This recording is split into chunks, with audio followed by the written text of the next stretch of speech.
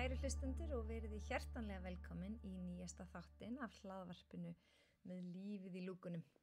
Nú haustið heldur betur að skella á okkur með sínum fallegu haustlitum en líka kólnandi veðri og smá rigning og roki og svona. En þetta svolítið skemmtilegt að ég aftur stödd á hótelherbergi að taka upp þetta intro eins og ég gerði fyrir síðasta þátt nema þá var ég í Las Vegas. Nú ég hins vegar á Akureyri, ekki alveg jafn langt í burtu. En ég svo heppin, ég að fara að halda 2 fyrirlestra hérna helgina í Eyjafjarðarsveit í tilefni af Íþróttaviku Evrópu eða Be Active sem að ISI og að standa fyrir á svona ég held að sé 30 Evrópulönd, ótrúlega skemmtilegt. Þannig að ég hvet alla til þess að taka þátt í þessu næsta ári. Be Active Æsland getur fundið það á Instagram.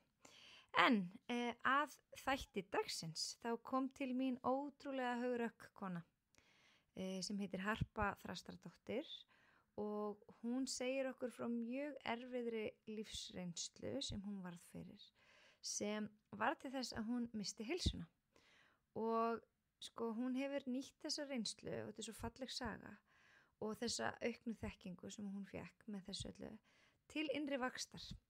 Og það ekkert auðvelt, að því að oft brýtur svona mótlæti mann niður.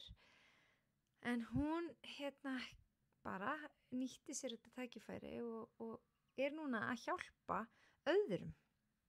Og stofnaði sem sagt það sem heitir Kjarkurráðgjöf og býður þar upp á alhliða ráðgjöf og fræðslu á sviði vinnuverndar, svo sem mannauðsmála, stjórnunar, ekkomála sem einelti og þessáttar mál, gæðamál, umhverfismál og öryggis- og heilsumál. Og allt þetta þættir sem fyrirtæki þurfa að huga að til þess að stuðla að heilbrigðu vinnu umhverfi og það svolítið sem að við Harpa ræðum í þessum þætti og þar sem að starfsfólk fær tækifæri til að vaxa. Þegar ef við erum kæfð þá líklegt bara að heilsan okkar hrynji. Það bara þannig. Þannig að ég ætla bara að leyfa viðtalinu að tala sínu máli og segja bara gjörðu svo vel.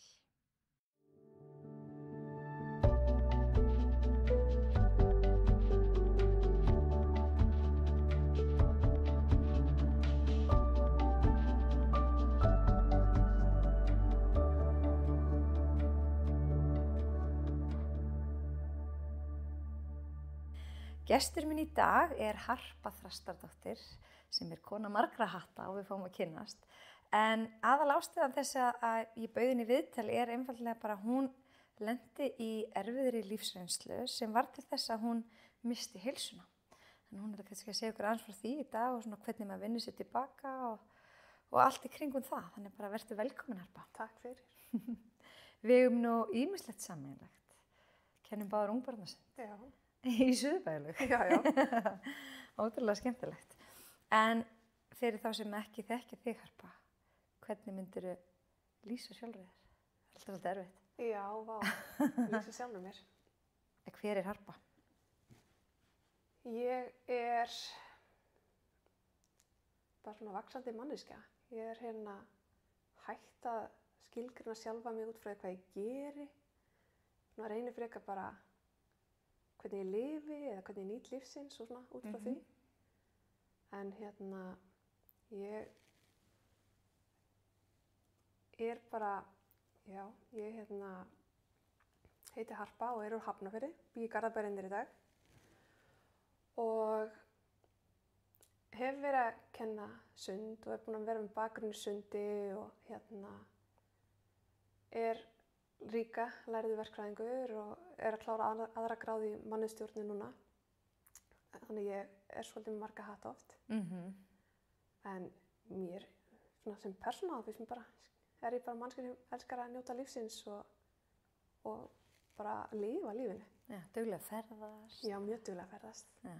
Alveg lifi fyrir það að fara og skoða, svona kynnast nýrri menningu og fara sem að dýpra heldur en að vera bara í borgarferðum. Þó það komi líka með. Já. Hefurðu alltaf verið svona ævintýragjörn? Nei.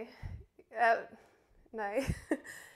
Ég dætur mínar, þær hlæja mikið af því að þegar ég fór til útlanda þá fórum við til Spánar Það var það mikið utanlandsferðir að við sváum hérna, ég svo held ég í sama rúminu á sama hótelinu tvisvar þegar við fórum svona 3 vikna ferðir. Þannig að ég var ekki alin upp í því að maður væri að fara út allan heim eða eitthvað þess að þar. En svona þegar ég fór að ferða sjálf og skipuleggja mín ferðalög þá hérna langaði mig að sjá heiminn sko. Það er bara markmið að fara allt. Já. En mér svolítið fallegt þú sagðir að þú skilgreina ekki út frá því hvað þú ert, eða sem sagt ekki út frá störfunum þínum, heldur svona hvernig þú ert sem manneskja. Er það eitthvað sem hefur bara þróast með þér eða heldur þú hafur alltaf bara skilgreint þig þannig? Það hefur þróast með mér, alveg klárlega. Og bara einhvern veginn þegar maður fyrir að læra eins og markþjálfuna, þegar maður fyrir að horfa inn á við og horfa á bara á það hvernig maður er betur, þá hérna sér maður, já, sér maður að maður er miklu meira en bara eitthvað mentur eða eitthvað gráða sem maður er klárað. Einmitt. Man er eitthvað svo tamt bara ef einhver spyr mann hver er þú? Þá byrja flestir og ég held ég hafi gert það líka að segja við hvað maður starfar. Já, við Íslendingar erum svolítið þarna. Já. Svo fer maður eitthvað út og þá er, þú veist, ég man ekki eftir því nokkurn tímann í Portúgal einhver hafi sagt mér við hvað ég starfað fyrir að bræði eða Þýskalandi á tengdafjölskyldunni en við einhvern veginn förum alltaf í þetta. Það er áhugavert. En hérna varðandi heilsuna þína, af því að þetta er nú heilsu hlaðvarp. Viltu segja okkur aðeins frá þessari lífsreynslu og hvað var til þess að þú misstir heilsuna? Já, það er kannski ekki það sem fólk býst við því að ég skipti bara starf. Tók við nýju og spennandi starfi og það er svona, hvernig þetta byrjaði einhvern veginn, það er mjög svona einhvern veginn óljóst en samt alveg svona komið rauð flögg strax. Tókst þú eftir þeim eða sérðu það bara eftir á? Bæði og. Ég, það var fyrsta rauða flaggi sem ég sá og bara einhvern veginn svona tók eftir og alls svona satt í mér. Það er einhvern veginn sem hefur setið í mér bara frá því að gerðist. Var þegar yfirmaðurinn hringdi í mig og bara sagði bara velkomin, svo spennt að fá þig, bara eins og oft er gert. En hann sagði samt líka í einhver svona tón, ég var löngu búin að ákveða að ráða þig, en ég vildi bara leyfa hinum að upplifa að þau hefði eitthvað með þetta að segja. Þannig að það var svona einhver svona tónninn og bara hvernig hann sagði þetta og það stuðaði mig og var alveg svona óþægilegt og alveg bara margar vinkonur mínar sem hafa heyrt mig tala um þetta. Af því að nú hef ég alveg lært mannustjórnin og þess að það og hafði alveg tekið þannig áfang á þessum tíma líka. Og ég vissi alveg að þegar maður er að taka ákvarðanir þá á maður alltaf að reyna að fá fólk með sér í liðið að taka ákvarðanir. En einhvern veginn hljóma þetta samt miklu meira bara eins og þetta væri meira svona yfirlæti að leyfa fólki að halda að fengi taka ákvarðanina en ekki að það hefði raunverulega eitthvað með þetta að segja. Þannig að þetta var eitthvað svona sem stuðaði mig strax. Og svo kom ég í vinnuna og byrjaði að vinna og þá lendi ég því að það var svona illa að tala um samstarfsfólk, bara náið samstarfsfólk sem var í teyminu, að hann og fleiri í kringum hann voru bara að tala niður og svona ljúga upp á það og voru bara óheiðarleg samskipti og bara einelti í gangi þarna sem að beindist ekkert að mér í byrjun en var samt alveg til staðar. Og það endaði því að einn starfsmaður labbaði út, bara frábær starfsmaður sem labbaði út. En já, þannig að það var svona þetta var bara fyrstu vikuna. Ok. Já. Og hvernig fór þetta svo að hafa áhrif á þig? Þegar þessi starfsmaður labbaði út, þá kom annar í hans stað og þá kom inn manneskja sem er bara gífurleg kallremba. Það var bara talað niður til kvenna og það var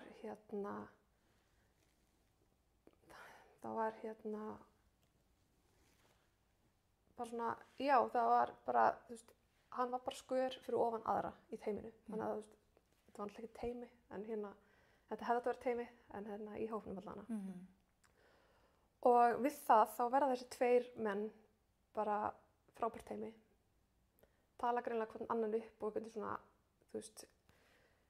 yfirmaður minn fer bara að leiða sér miklu meira. Þeir bara koma fram við okkur svolítið eins og hinn og þeir bara búa til eitthvað svona bergmálshelli um það hvað er leyfilegt í samskiptum og bara breyta samskiptavenjum til hins verra. Og það bara einhvern veginn svona aftur og aftur að gerast að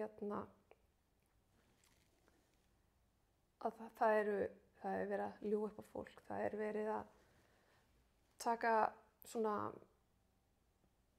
banna samskipti og bara vera að reyna einangra fólk frá hvert öðru og bara rosalega óheilbrigð samskipti sem ætti ekki að tíðkast í teimi. Og það kom alveg upp svona vandamál í tengslum við breytingar og ýmislegt. Og það kannski, ef teimi tók ákvörðun, þá áttu allir að styðja við ákvörðunar þeirra. En ef að teimi tók ákvörðun, þá studdu þeir kannski við ákvörðunina þegar teimi tók hana, en svo löbbuðu út úr rýminu og gerðu það ekki.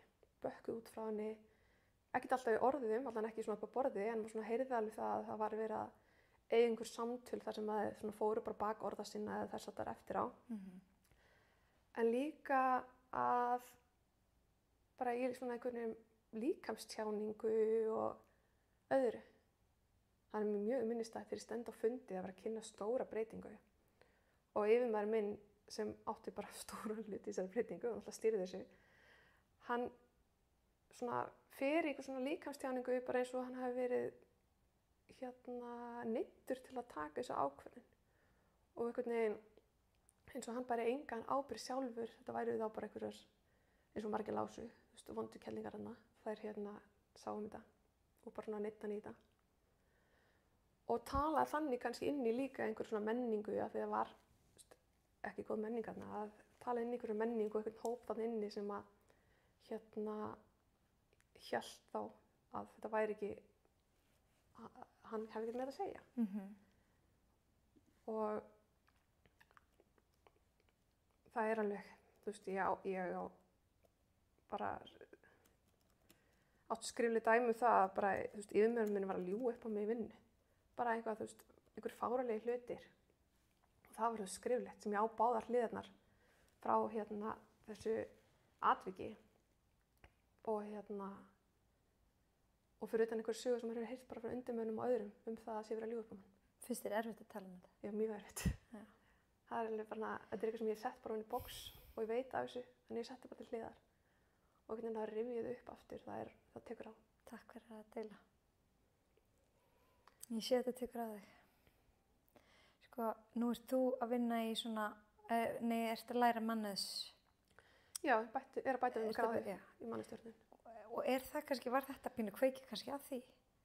Já, þegar ég fer út þá bara, vildi ég bara, það var alltaf búið að brjóta mig niður. Það var bara að segja við mig að ég var ömurleg og kynni ekki neitt og vissi ekki neitt og bara, talaði mig niður í langa tíma. Maður fyrir að trúa því að maður heyra nóg oft.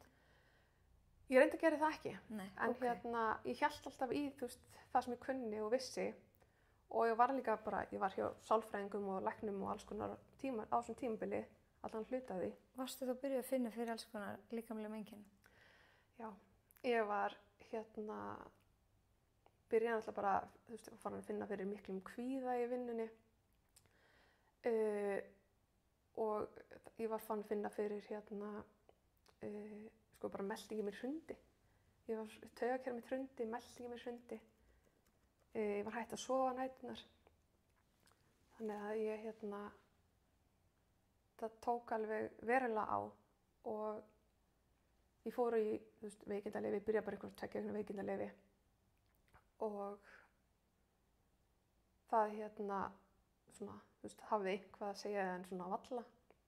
En ég var einhvern veginn svona, ég var aldrei tilbúin að sleppa tökunum. Ég var alltaf að koma aftur inn og bara einhvern veginn, ég ætla ekki að láta ykkur brjóta mig. Það var svolítið þar. Ég ætla að vera sterkari en þetta. Og ég ætla að vera alin upp við því það að ég bara mæti vinna og vinna. Fyrsta vinnan mín var ég var handlangar í byggingavinnu þegar ég var 13 ára, naglhreinsa spýtur og steypurhreinsa einhverja dokkaplötur og hjá pappa. Og það var bara að þú vaknar klukkan 8, þú bara mætir vinna klukkan 8 og ert að vinna til 6. Það ekkert, þó þetta taki á, þá ert ég að fara heim og slaka á eða taka auka fríta eða eitthvað. Þú bara mætir í vinnu og vinnur. Og svona hef alltaf verið þannig, bara unnið mikið og skila mínu. og ég bara einhvern veginn reyndi bara að harka þetta af mér og bara setja hausinn undir mig og bara gera betur og breyta einhvern veginn og gera eitthvað annað. En það virkaði ekki þegar líkaminn byrjaði að gefa sig.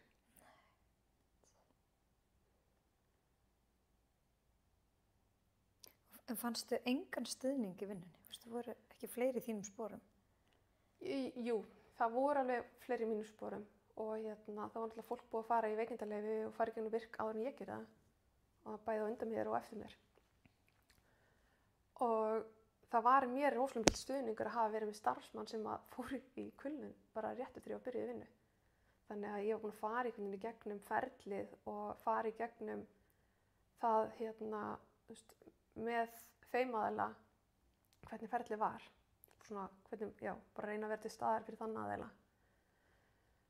En ég bara frábæra mannustjóra og bara fékk sálfræðinga í gegnum vinnuna hratt þetta byrjaði og læknisaðstoð. Þannig að ég fékk alveg mikla aðstoð en þú breytir náttúrulega ekki grunninum og þegar þú ert ennþá inn í vandamálinu þá hefur það rosalega lítið að segja. Og þegar ég byrjaði í veikindunum og ég var rosalega opin með það. Ég alveg þannig að maður þarf að bara eiga samtöl vandamál og reyna að leysa þau. Þannig ég var alveg opin með það bara við minni yfirmann af hverju ég væri í veikindum bara frá byrjun. Og ég átti alveg oft samskipti við hann þetta og bara mjög heiðarleg samskipti það, hvað verið að valda þessu og búin alveg að kvarta líka yfir framkomu hins aðilann sem kom inn og fleiri yfir hvernig hann kom fram með mig og hann var bara búin að vinna mjög stutt þegar það var gert í fyrsta skipti. En aldrei eitt svona tekið á neinu og verði engar breytingar og svo bara farið svolítið í það ég sé bara aumingi að vera að veikjast og aumingi að vera ekki alltaf að vinna. Og ég fór í langt frí, átti frí sem að bóka ár fram tíman því ég elska að ferðast. Og þá fékk ég alveg svona heyra bara hvernig getur verið að fara í frí en þú getur ekki verið að mæta hérna í vinna og hvernig getur verið frí þurfti veikindum, þú ert bara að hanga heima sem alltaf það læknir segja að þú alls ekki að gera það lendur í kvöldin að hanga heima þér. Nei, það var uppbyggingarleyfi, ekki veikindaleyfi. Einmitt, og fríið mitt talaði svo rosalega vel inn í það en ég á ekkert rosalega margar minningar um fríi. Ég veit alveg, það mjög oft fjölskyldum minni að tala um það sem gerðum þarna og ég bara minni mitt bara farið. Var hausinn bara ekkert staðar? Nei. Æ. Þannig að ég naut ekki frísins eins og ég hefði viljað. Hvar voruð þið aftur? Þið voru einhverju framandi slóðum? Ég voru með Nýja-Sjálandi. Já, einmitt. En svo þetta ekki búið þarna? Nei. Og þarna þetta ekki eins og orðið kannski, verst. Þannig var ég ennþá einhvern veginn svona að reyna inn og út úr vinnu og reyna að koma tilbaka. Og einhvern veginn svona ætla alltaf bara einhvern veginn að verða betri og mæta aftur í vinnuna og bara... Hvað varstu búin að vinna lengi á þessum tímapunkti? Ég var náttúrulega ekki búin að vinna lengi. Nei. Ég var, fyrsta skipti sem ég mætti til sálfræðingsins ég bara búin að vinna þarna í ár. Það innan við 1,5 ár þar til ég fyrir fyrstu veikindin. Og bara manneskja sem almennt verði ekki mikið veik Og þegar ég var veik, af því ég hafði alveg veikst á fyrstu mánuðum vinnunni, ég var alvarlega veik og lág á spítali í viku en ég bara mætti með tölvuna með mér og maður getur verið smá morfín og unnið, ég var bara þar. Ég hafði alltaf unnið rosalega mikið og bara ekki verið á þetta veikindi eitthvað annað að stoppa mig. Þannig að þetta var mjög ólíkt mér að vera bara eitthvað heima og liggja í rúminu og bara komast alltaf fram úr á morgnana. Og það var bara ég var bara vel líka alltaf bara grenjandi yfir öllu bara tilfinningarna bara hafði bara ekki stjórn á neinu lengur. Ég man samt vel eftir bara deginn fyrir átta mig á því virkilega að þetta væri vandamál. Þá var ég bara keyrði dóttur mín í skólann og fór svo í vinna. Og einhvern tímann var bara skipulagt þegar henni og maður minn var heima hana. Og ég ætlaði ekki að komast í vinna. Ég ætlaði bara ekki að komast út heima hjá mér, vitandi það að ég þurfti að fara beint í vinnuna. Það hafði greinilega hjálpað mér að vera að brjóta ferðina upp í vinnuna og fara fyrst með barnið og svo í vinnuna. En þegar ég átti að keyra beint þá bara eitthvað bara kvíðinn og tilfinningarnar þær voru bara svo ótrúlega sterkar. Og ég fann bara hversu lítið mér langaði inn á það stað. Það var, já.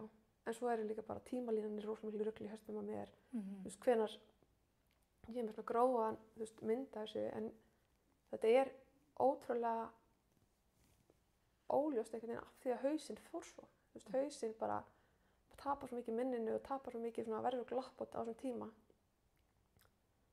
Þannig að það tekur alveg á að fara og svona púsla þessu saman í hausnum líka núna fyrir að ræða þetta.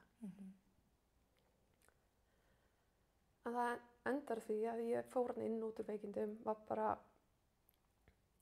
já, þú veist, alltaf einhvern veginn að reyna að koma tilbaka og svo bara ætlaði að koma tilbaka. Ég er búin að segja að læknir, þú veist, það var heilbrigðisstarfsfólki sem að hætta og ég var alltaf nei, en ég ætla alltaf að harka mér einhvað aðeins lengur. Og ég held líka að það gæti ekki orðið eitthvað verra. En svo eftir einn veikindin, já, þegar ég bara kom tilbaka, var að vinna með hægt og rólega upp. Og þá var ég bara að taka Sóprin á morgnana til að mæta í vinnuna. Bara kvíðastillandi, mjög sterk lyf. Og svefnlyf til að sofa á næturnar, svo ég var ekki að vakna upp klukkan 3-4 á næturnar með bara út af vinnunni. Og þó að ég hefði verið miklu veikindum, þá var ekkert verkefni álagið mitt minnkað en þess að á móti. Þannig að ég var kannski komið tilbaka og átti bara eftir að vinna upp skammtinn á meðan ég var úti. Þannig að maður var svona að reyna að, þú veist, taka verkefni í vinnu ógeðslega mikið, þú veist, einhvern veginn að sökkva sér í vinnu aftur, en samt í bara menningu og samskiptum sem engan veginn studdu við það að leggja sér alltaf fram. Og bara koma þarna einhvern veginn inn í þetta umhverfi aftur, þetta var skelfilegt. Það er samt svo ótrúlega mikið af flottu fólki sem að vinna með. Þetta bara, flestir sem ég var að vinna með voru frábærir. En svo svona. Af hverju heldur að vinnustaðamenning verði svona? Af hverju er svo erfitt að brjóta þetta upp? Já, ég náttúrulega, ég hef aldrei fyrir en ég síðar kynnst svona slæm vinnustað. Okay. Og flesti vinnustaðir sem ég hef unnið hjá eru bara frábærir. Þú veist, allir reyna að gera sitt besta. En nú átti ég alveg, þú veist, í samskiptum við marga gegnum allt þetta ferli þegar ég fór gegnum virk í kjölfarið. Og það alveg svona línurnar svolítið mikið það að, þú veist, fólk lendir í kulnun yfirleitt ekki út af einhverju svona slæmum samskiptum, en svona bara af því að samskiptin ekki nógu góð og af því að fólk veit ekki alveg til hvers ætlast það þeim. En oft það bara að stjórnendur ekki að standa alveg í fæturnar í hlutverkinu. Ekki að fara alla leið með ákvarðanir, standa niður og bara segja, heyrðu, við þurfum að gera þetta og standa með ákvarðanum sínum. Það rosalega ábyrgðar mikið starf að vera stjórnandi og vera að leiða hópinn. Og við tökum ekki alltaf réttar ákvarðanir, en við þurfum að geta tekið ákvarðanir og staðið með þeim þegar við tökum þær. Og ég ekki að segja það að maður eigi að halda einn áfram og gera einhverju vitlausu hluti. Þú getur líka alveg sagt bara, heyrðu, ég tók ranga ákvörðun og biðjast afsökunar og finna nýja leið. En þegar fólk getur ekki stigið inn í hlutverki sitt og oft það mjög algengt að stjórnendur bara stígi ekki inn í hlutverki og svona reyna að forða vandamálum og sópa bara undir teppið. Og þá bara hrannast upp vandamál þar sem enginn tekur á og þau bara stækka og það kemur bara einhver hrúga sem enginn ræður við. Þannig að ég held að svo þegar þú ert búin að gera það lengi og þetta bara orðið svona, já, þetta náttúrulega hluti af því að stíga ekki inn í verkefnin, samskiptin. Hvert getur fólk sem í stöðu eins og þú varst í þarna, hvert getur það leita? Þegar þetta eru næstu yfirmenn manns? Já, ég leitaði til mannustjóra og ég átti mikil samskipti við mannustjóra og bara aðra starfsmenn, náttúrulega fólk í mínu teymi sá þetta alveg og fólk í mínu teymi var alveg búið að, þú veist, benda á hluti og eiga samskipti sjálfvarandi þetta. En það náttúrulega fer svolítið eftir hvar þú vinnur, hvernig það er. Já, einmitt. en ofti einhver trúnaðarmenn á staðnum eða mannustjórar, en þetta getur líka verið erfitt þegar að bara valda og jafnvægi og annað. En var einhver svona dropi sem fyllti svo bara mælinn, þannig að þú varst alveg út af vinnunni og þurftir að leita til virk? Ég hefði náttúrulega verið löngu búin að fara út til virk. Ég hefði, droparnir sem fylltu mælinum voru löngu komnir og gagnvart mér. En bara að sjá hvernig yfirmaður minn síðan, hvernig hún var ekki treystandi. Hann hrósaði fólki einn daginn og næsta dag var hann að losa sig við það og eitthvað. Bara svona engan veginn samræmi í samskiptum og þess að þar. Og ég bara, já, það kom svona tímapunktur þar sem að ég bara vissi það að þessi staður er ekki betri á meðan að það væri ekki annar stjórnandi. Og aðalega kannski þetta að það var búin að ljúga svona mikið upp á þig? Það var alltaf búin að ljúga mikið upp á mig og bæði, já, og bara ljúga upp á mig og eftir ég hætti líka. Og hvernig hann talaði niður til mín kringu veikindin og hvernig hann talaði, já, bara svona talaði niður til mín. Það var bara ekki, mér leiði stundum eins og ég hefði verið ráðin inn af því að ég væri kona og ung, en ég ætti kannski bara að halda kjafti og ekkert að vera með miklu skoðanir á hlutunum. Mér langar að taka smá hlé á viðtalinu til þess að þakka mínum diggu samstarfsaðilum sem að gera mér kleift að færa ykkur þetta gæða efni í hverjum einasta mánuði. En fyrst ber að nefna Spíruna sem er fallegur veitingastaður í Garðheimum og allur maturinn þeirra er nefnilega gerður úr gæðahráefnum og af mikilli ást, þannig að þú ert að næra bæði líkamlega og andlega og mjög oft félagslega heilsu ef þú ferð með einhverjum skemmtilegum þangað að borða. Sumarsalat heilsuerlu hefur nú fengið nafnið bara heilsusalat erlu. Þeir ákvaða að hafa það bara áfram á matseðlinum sýnist mér. Og svo má náttúrulega bara enginn missa af brönsunum sem er í boði allar helgar. Og ég veit að í nóvember fer svo að detta í jólabrönsin og hann er geggjaður. Síðan er það Þín fegurð sem er dásamleg og falleg snyrtistofa staðsett á annarri hæð í verslunarmiðstöðinni Firði í hjarta Hafnarfjarðar. En þeir sem að fylgdust með mér á Instagram sáu hvað ég var fín eftir að kíkt til þeirra í það sem ég kalla framköllun í gær. Og fyrir heimsmeistaramótið þá fékk ég geggjaðar neglur með íslenska fánanum sem þið getið séð á Instagrami heilsuerlu. Svo er það Virkja sem er markþjálfaskóli og það styttist í að næsta námskeið hefjist en það hefst 9. október og síðast ég vissi það var aðeins 1 laust pláss. Þannig ég hvet þig til þess að taka næsta skref í átt að þínum árangri og betra lífi og skrá þig í nám hjá þeim af því það gjörsamlega breytti lífi mínu. Og þú getur hlustað á örstutt viðtal í Heilsumóla sem ég tók við hana Laufeyju núna fyrir örstuttu mína reynslu af þessu námi og hvernig það getur gagnast þér. Síðan er það heilsuhillan og heilsuvaramánaðarins hjá Heilsuerlu og Heilsuhillinu er Nutrileng. Og Nutrileng er eitthvað sem ég hef verið að taka inn reglulega núna í ár og finn gífurlegan mun. Ég var með svona smelli og marr í hnjánum en ég finn bara ekkert fyrir því ef ég er að taka inn Nutrileng. Og síðan er ég líka búin að vera að pröfa síðan ég fór að keppa þarna úti á H&M þá tók ég með mér Nutrileng gel sem ég bara á og þá kemur einhver svona unaðslega dásamleg tilfinning í liðina í hnén þegar ég byrja þetta á mig og þetta er svona eins og þessi heitt en samt kalt og einhvern veginn, já, þetta er bara, ég get ekki lýst þið verður bara eiginlega að prófa. Þannig ég get ekki mælt meira með Nutrileng, hvort sem það er fæðubótin eða Nutrileng gelið. Þannig að, og það styttist í að við tökum upp líka Heilsumóla Nutrileng, þannig ég get frætt ykkur nánar það og þessa dásamlegu vöru. En nú skulum við halda áfram með viðtalið. En hvernig vinnum maður sér tilbaka úr svona? Hvað gerir þú? Ég var alltaf mjög heppin að ég fekk mjög snemma aðstoð. Þannig ég var búin að vera að fara til sálfræðinga og ég fór til að byrja í sálfræðingu löngu áður en ég fór út af vinnustanum og lækni og þess að þar. Og þegar ég byrjaði að hrynja þarna þá greip það kerfið mig svo hratt. Og þannig ég var alveg að fá aðstoð í kringum, alveg í gegnum, eiginlega í gegnum hrunið sjálf, þá var ég komin í aðstoð þegar ég að hrynja. Og líkamlega einkenni voru þá bara eins og þú segir kvíði og þú bara komst ekki fram og gast ekki sofið?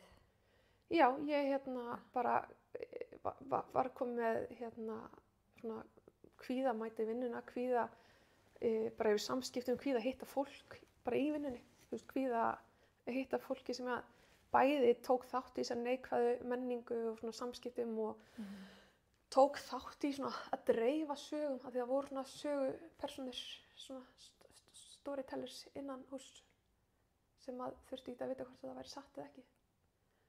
Og svona kvíða bara að hitta og umgangast fólki sem treysti ekki. Og svo var ég líka með bara hægt að geta sofið á næturnar og það var alltaf svolítið tengt kvíðan líka. Bara einhvern veginn að vakna upp með kvíða og bara einhver svitakófi stundum og þess að þar. Og ég bara meldingin mín hrundi. Það var bara búið að vera eitthvað sem hefur kannski ekki gengið erfiðast að ná tilbaka einhvern veginn, að bara meldingin kom sér í lag og ég fór að þyngjast rosalega mikið. Og þannig að það tók á líkamlega. Ég held að það hafi verið einhver fleiri, en ég þurfti að fara að lesa í gegnum einhverja punkta til að muna það. Það er bara... Og hvaða aðstoð fær maður hjá Virk? Það eru sálfræðingar? Já, ég fékk ráðgjafa þegar ég fer inn og þannig að ég alltaf beðið að komast inn líka, þannig að það leið alveg langur tíma þar til ég komst inn. Og ég var alltaf búin að vera bara hjá læknum áður og hafði fengið alveg svona einhverja leiðbeiningar. Ég kemst inn í Virk sumarið, það var rúmlega 2 árum eftir þetta byrjar. Eða eftir ég byrja að vinna þarna. Og þá er ég fæ ég ráðgjafa bara sem ég geti rætt við og átt samskipti við þetta. Og svona út frá minni reynslu og minni sögu þá fæ ég námskeið við hæfi. Mikið bara svona núvitund og þess að þar. Fannst þér að gagnast þér? Já, ég var búin að vera allan veturinn og stunda það að fara bara í jóga nýdra og yin jóga og fóru kraftliftingar og svona. Það hjálpaði mér alltaf rosalega mikið. Þú hafðir orku í það? Fyrst hafði ég það ekki. Fyrst hafði ég bara orku í jóga nýdra. Og svona smá saman fór ég að geta tekið yin jóga tíma líka og svo kraftliftingarnar. En það hjálpaði mér allt á réttum tíma. En ég var í crossfit í gamla daga og ég hef ekki ennþá treyst mér að fara í það aftur. Af því ég bara þoli ekki svona mikla ákefða en þá. Taugakerfið. Það hendlar ekki svona mikla ákefð þegar maður er búin að lenda í áföllum. Nei. Þannig að ég er rétt núna að prófa það aftur fyrst skipti. Og þetta hvað er komin langur tími? Það rúmlega 3 ár. Núna 2 ár síðan fór fyrsta veikindalyfið. Já. 3 ár. 2 ár. 2 ár. Já. Þannig að það bara var svona þessum tíma. Og já, ég inn í gegnum Virk þá fór ég í bara svona alls konar námskeið, núvitund og þess að þar. Og far til sálfræðings, bara sýna sér mildi og svona hluti sem við ættum öll að læra í grunnskóla. Og kannski eitthvað sem vantar í menningun okkar. Við erum alltaf einhvern veginn í kapphlaupi við tímann og peninga og eitthvað. En gleymum oft að hlúa okkur sjálfum. Og þau námskeið sem að gögnuðust, það sem gagnaðist mér best þar, voru svona námskeið út í náttúrunni. Bara svo Saga Storyhouse með æðislegt námskeið þar sem maður var bara eitthvað bara út og labba hjá vatni og labba við hafið og labba upp í skógi og eitthvað svona.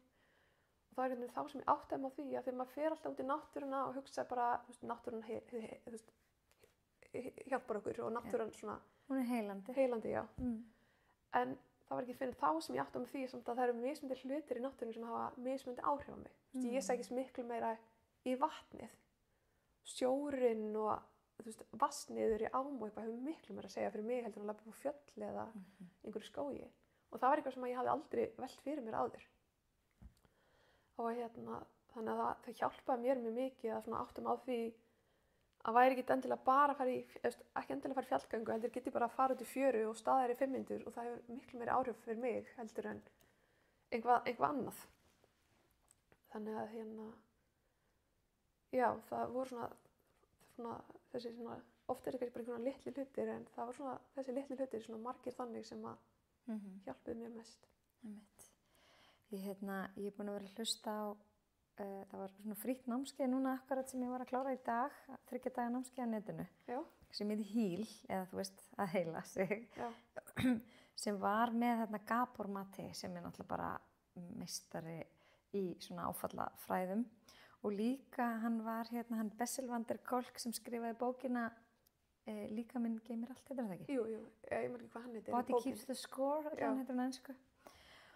Og það sem að mér fannst svo ótrúlega, þetta er náttúrulega mikið sem kom þarna fram, en það sem að var svo mikilvægt var að til þess að við heilumst og getum, þú veist að þetta er yfirleitt eftir áföll, þá þurfum við að vera með líkamannum okkur í liði, sýna honum mildi og trúa, en það sem ég fannst áhugaverst var að við getum ekki heilað okkur sjálf. Við þurfum að vera í hóp eða með öðrum einstakling. Maður þarf að spegla sig í einhverjum öðrum. Maður getur ekki heila sig algjör, ef hann sagði allavega mjög sjaldgæft. Og það fannst mér svo áhugavert, þess vegna var svo fallegt að segja þið voru í hóp að ganga þarna.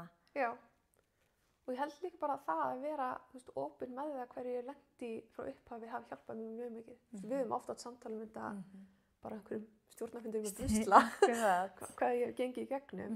Og ég var alveg frá upphafi bara, þú skömmin er ekki mín. Nei, gott. Og það hjálpaði mér líka mikið, bara að vera heiðarleg með þetta og þú veist, það er svo margir sem fara bara einhvern veginn með frá veggjum og halda að þau hafi gert eitthvað rangt.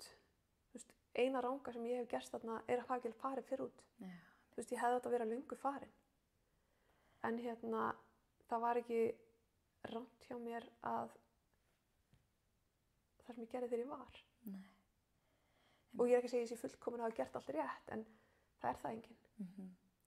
En mér finnst líka, það sem kom fram þarna var akkurat það sem þú varst búin að vera að gera. Þú veist, það er, maður verður að fara í gegnum allar þessar tilfinningar, ekki forðast þær. Þú munt aldrei ná bata, þú ert alltaf að forðast að þær og flýja þær með einhverju, sama hvað það er. Ég meina, sumir nota mat, sumir nota fíkniefni, sumir nota, þú veist, vinnu. Bara, þú veist, það er svo ótrúlega margir að flýja tilfinningar sínar. Við verðum bara að fara í gegnum þær og eins og hann segir,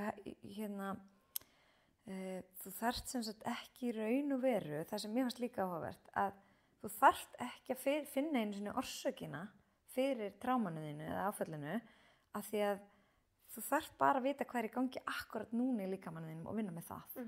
Þú þarft ekkert endilega að fara að kafa í fortíðina eitthvað, heldur vinna með tilfinninguna sem er akkurat núna. Og það hjálpar manni ef maður fer í gegnum þær, þá kemst maður út úr þessari vanlíðan, skilur, sem að veldur þessum líkamlegu einkennum. Já, einmitt. Þannig að þetta var alveg ótrúlega lærdómsríkt, Og þeir segja transform suffering into resilience. Og það sem þú sýndir var akkurat resilience, sem er sigla. Já. En svo er mitt spurning, hversu lengi á maður að sýna siglu, þú veist, hvenær er það? Einmitt. Ég var hjá Lukku í síðustu viku og hún var að fara í svona líkamsmælingar hjá mér. Í Greenfit? Já, Greenfit. Og hún sagði mér það, þú veist, hún var að sýna mér ég sé mikla siglu hjá þér bara hvernig þú hleypur á brettinu. Og hún sagði líka að það eru fáir sem lenda í kulnun sem hafa ekki mikla siglu. Af því að fólk náttúrulega heldur líka svo lengi áfram. Þú ert ekki búin að gefast bara upp og fara. Þetta er alltaf einhvern veginn að reyna að sigra sjálfa þig og umhverfið kannski. En ef maður hefði bara farið fyrr þá hefði maður ekkert endilega lent svona harka leiði. En maður getur alltaf verið vitur eftir og það þýðir ekkert að hugsa um fortíðina, hún er liðin. Nei, einmitt. En hvað finnst þér að hafa lært af þessu? Ég hef lært rosalega mikið af þessu. Ég vann náttúrulega í vinnuvernd áður, ég var bara þar í lífinu og mér fannst þetta svona sálræn vinnuvernd rosalega flókin. Ég tengdi engan veginn við það að fólk lendi í kulnun. Og ég hafði alveg fordóma fyrir að fólk var að lenda í kulnun. Mér fannst það bara, mér fannst bara erfitt þegar ég sá vinkonum mína að fara gegnum þetta því ég hafði engan skilning á þessu. Og bara enga samkennd heldur, enga samkennd þegar fólk lendi í þessu. Ég bara skildi þetta bara ekki neitt. Og þegar maður lendir í þessu, maður fær, mér finnst ég að hafa grætt á því að skilja þetta betur. Mér finnst ég að hafa grætt rosalega mikið á því. Og það að ég hefði alveg verið til í að lesa bara bók og skilja þannig, en maður fær einhvern svona dýpri skilning á því sem fólk er að fara í gegnum. Fólk er að fara það eru margar og ólíkar ástæður fyrir að fólk endar í kulnun, en svona hvernig það er samt svipað. Það er ekki allir sem upplifa það sama, en þetta er svona svipaferli sem fólk gengur í gegnum. Sumir eru mjög lengi að ná sér. Ég þekki alveg fullt af fólki sem hefur bara ekki náð sér. En svona bara þessi skilningur á því að það geta allir lent í þessu. Akkurat, það er nefnilega málið. Já. Ég hélt aldrei að ég geti lent í einhverju. Nei. Skilur, maður er eitthvað svolítið þannig. Þetta hljómar svolítið fáránlegt, alveg svo þú sagðir. Já. Að þú gast ekki sett í spor þeirra. Maður getur það ekki. Nei. Nema maður hafa lent í þessu sjálf. Einmitt. Og þetta hefur alveg gert mig bara sterkari. Núna er ég að vinna við það að hjálpa stjórnendum að stíga betur inn í hlutverkið sitt og leiða betur og reyna að hjálpa með að koma vekk fyrir það að svona aðstæður komi upp. Og ekki eins og dramatískar um mér, heldur kannski bara það að bara stýra inn í hlutverkið þannig að fólki líði betur í vinnunni. Og skipuleggja ferðlag þannig að fólki líði betur í vinnunni. Bara að fólk viti til hvers er ætlast til að þeim og það séu bara heilbrigð samskipti í gangi um það. Þannig að vinnustæðan verði bara betri, bara gera góða vinnustæði betri. Ertu að nota markþjálfunina eða hvað heitir þetta sem þú ert að vinna með stjórnendum? Stundum, Já. En við erum fókusin ennur bara heilt yfirtaka fyrirtækin og bara vinna með teimunum og þess að þar. Já, heitir Kjarkur. Já, Kjarkur ráðgjöf. Já. Þannig að við erum bara að ráðgjöfa fyrirtæki sem förum inn í fyrirtæki og greina ferlana og greina hvernig við bæta bæði samskiptin og ferla þannig að fólk viti betur til hvers að ætlast til að þeim og hvernig eigi að vinna verkefnin og samskiptin á milli yfirmanna og undirmanna séu heilbrigðari og betri. En svo eru líka mikið bara í fræðslu og bara fræða stjórnendur, svolítið að horfa inn á við, horfa á það hvað gerir stjórnendur að góðum stjórnendum og vera meðvitaður merkin þegar eitthvað bjátar á. Ótrúlega mikilvæg vinna. Mjög svo og bara ótrúlega gaman að sjá hversu vel hefur verið tekið í þetta. Og náttúrulega af því að þú hefur þessa lífsreynslu þá ertu svo hlýtur að, getur þú sett í spor allra einhvern veginn? Já, ég skil það svo vel þegar fólk skilur þetta ekki og ég veit samt hvað það er til mikils að skilja þetta og bara ég hefði svo verið til í það að hafa þessa þekkingu þegar ég hef verið með starfsmenn að gangi í gegnum kulnun. Já. Að skilja betur, þú getur bara verið betur til staðar fyrir aðra því að ég alveg lent sé það bara að fólk fær í kulnun ekki bara út af samskiptum og svona óljósum óljósum samskiptum og óljósum ferlum og þess að þar heldur hefur líka alveg séð bara fólk bara frábært fólk fær í kulnun að þau fá ekki nógu krefjandi verkefni, bara fá ekki verkefni við hæfi og svona örvandi og skemmtileg. Já. Þannig að það er svo mikilvægt að nýta styrkleika fólksins og að vinna með styrkleikan hjá fólki, ekki bara láta þau vinna eitthvað sem að dregur allar lífsvork úr hjá okkur. Þannig finnst þér lífið bara að hafa tekið svolítið uppeyju á síðustu árum? Já, það hefur gert það og bara svona tekið bara þessa reynslu kannski og nýtt hana til að gera eitthvað miklu betra og eitthvað svona innihaldsríkara. Þannig að ég er alveg þannig að ég vil ekki vera að láta brjóta mig niður, heldur vil ég bara að erfiðleikar verði til þess að styrkja mann og gera eitthvað meira. Og ég hef svolítið tekið þá leið og bara tekið til að gera eitthvað betra. Ótrúlega fallegt. Hvaða skilaboð myndir vilja, skilja eftir til einhverja hlustenda sem eru kannski, líður bara ekki vel í vinnunni, já, eða bara, veist, þetta þarf ekki að vera að gengi svona langt. Þú ert svo oft búin að segja að þú vildir að hefði gert eitthvað fyrr. Ég er náttúrulega reyndi að gera fyrr, bara mig í samskipti og benda á og óskapti því að hlutir við lagaðir. En heiðarleg samskipti, að þú veist, af hverju líður ekki vel í vinnu, bæði við sjálfa þig og bara yfirmenn og þess að þar. En svo er lífið miklu meira en bara vinna. Og við erum alltaf einhverju lífskeiða kapphlaupi og höldum að við höfum ekki efni á að missa launin okkar. En við erum samt líka rosalega fljóta aðlagast því ef að tekjurnar lækka. Og það er bara ekki þessi virði að fórna heilsunni fyrir vinnu. Þó ég sé búin að jafna mig rosalega vel í dag, þá er ég ekki búin að jafna mig að fullu. Og ég er ekkert vissum að, þú veist, það er talað um það, ég held að það sé talað um eftir 2-3 ári eftir virka eitthvað, þá sé fólk sem er búin að ná sér 70% tilbaka. Man eftir að hafa einhvern veginn heyrt eitthvað þannig tölu. En Þannig að þér finnst minna álag á þér núna? Þú ert í allt öðruvísi starfi. Já, ég átti alveg til að fara að vinna upp í 16-20 tíma á sólarhring, sko. Vá! Og ég þú veist, bara búin að gera það frá að dóttir mín fæddist, eða ég byrjaði að vinna aftur núna 3 mánaða. En þá var ég alveg, þú veist, ofta að vinna, ef ég þurfti að klára ykkur verkefni, þú veist, að vinna næturnar, það truflaði mig ekki. Þú veist, ég bara vann þar sem þurfti að vinna. En ég myndi ekki gera það í dag. Ég myndi ekki reyna það í dag. Ég bara veit það að ég næ svona 5 tíma törnum og svo þegar ég hvíld, svo get ég gert það aftur. Þú veist, það er alveg búið að vera að auka svona undanfarið, en ég er ekkert að fara að vinna 10 tíma í beit, sko. Ekki í svona tölvuvinnu og... En skipuleggur hvíldina? Ég er ekki alveg nógu góð við það, en svona reyni að, þú veist, já, þú veist, ég elska núna bara að eiga skipuleggi það að eiga rólega mánudagsmorgna og gera ekki neitt og vera bara að drekka kaffibolla minn í stofunni þegar allir eru fattin út. Þannig ég er svona komið svona þannig, svona engatíma. En svo er ég líka algjör vinnufíkil, þannig að ég á alveg til að þetta væri tölvupóstinn og eitthvað þess að það. En samt einhvern veginn svona á mínu forsendum. En ertu eitthvað hrædd við að ganga fram á þér aftur, eða þú veist? Nei, ég er það ekki. Ég af því ég fer alveg fram og tilbaka með þetta, ég held að við séum rosalega mikið farin að vinna bara í 100% okkar og svo kom einhver svona áföll af því við sjáum það, þú veist, fólk fyrir á breytingarskeið og eitthvað, þá bara ræður það ekki við og lendir í kulnun. Það kom einhver svona, þú veist, missa foreldri eða eitthvað þannig, svona veikindi. Fólk er, þú veist, í maxinu sínu og svo á það að vera yfir maxinu sínu lengi og það bara ræður ekki við það.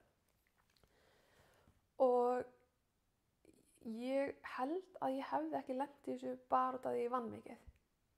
Þú veist, ég held að það hefði þá alltaf þurft einhvað áfall eins og þetta bara var til þess að draga mig svona niður. Og af því ég líka tengi þetta engan veginn við það hvað ég vann mikið. Ég tengi þetta engungu við hitt, hvernig var komið fram við mig, af því ég finn það alveg að þú veist, öll einkennin, þú veist, þau voru að koma vegna samskiptavandamála, þau voru að koma vegna vinnustæðarins en ekki verkefnina. Og þú gast haldið áfram að kenna ungböndusund sem er alltaf svo gefandi að það er hálfværi nóg. Já, það var eitt af því sem fólk þoldi ekki að ég skildi kenna áfram ungböndusund. Það alveg fór í taugarnar á mjög mörgum að ég væri ekki bara heim í rúmi. Og ég var bara svo heppin að vera með lækni sem hvatti mig til þess að fara á kaffihús og hitta vinkonur og fara út og kenna ungböndusund á meðan að væri að næra mig. Og ég var bara á ungböndsundsráðstefnu í sumar þar sem var að tala um það að vera með lítil kríli í fanginu væri bara eitt af mest nærandis fólk fær í lífinu. Þá sem bara að halda þeim, það þyrfti ekki að vera foreldrið. Og ég held að ungböndasundi hafi átt rosalega stóran hluti þáttu því að hjálpa mér bara upp úr þessu aftur. Ég fekk bara ekki alveg gæsahúð. Þetta er bara, við erum bara svo heppnar að fá. Besta starf í heimi. Já. Þannig að ég var ekki besti kennarinn samt á þessum tíma. Þú veist, ég hafði ekki svona mikið að gefa mér af því mér leið ekki vel. En ég held að ungböndasundi hafi ekki mér samt rosalega mikið á þessum tíma. Dásamlegt. Sérðu fyrir þér að halda áfram bara á þessari braut sem þú ert á núna? Já, ég er ótrúlega ánægð. Já, þannig að ég en þú veist, maður vex og breytist og ef eitthvað breytist þá bara gerist það. En það er ekkert, það er engin lengur um ég akkurat núna til að gera eitthvað annað en ég er að gera. Dásamlegt. Ráðgjöf og ungbarnasund? Já, bara þessi námskeið og fræðslihald, mér finnst það mjög gefandi og skemmtilegt. Og svo ertu í námi? Já, ég er náttúrulega bara að klára það. Ég er nú bara einn áfanga eftir. Já, ok. Það hefur alveg gengið vel að púsla þessu öllu saman? Já, ég er alltaf vön að vera með marga hatta. Já. Og bara eitt er frí frá öðru. Það er svolítið þannig. Áhugavert. Við alltaf fórum í mannustjórnina fyrst bara til svona að vinna mig upp úr hinu, bara upp úr áfallinu. Og mér fannst það rosalega svona healing einmitt fyrir mig að fara og taka vinnustaða, sálfræði og taka bara svona lög og reglur og svona vinnuverndarlöggjöfina og þess að þar og mannustjórnin og svona.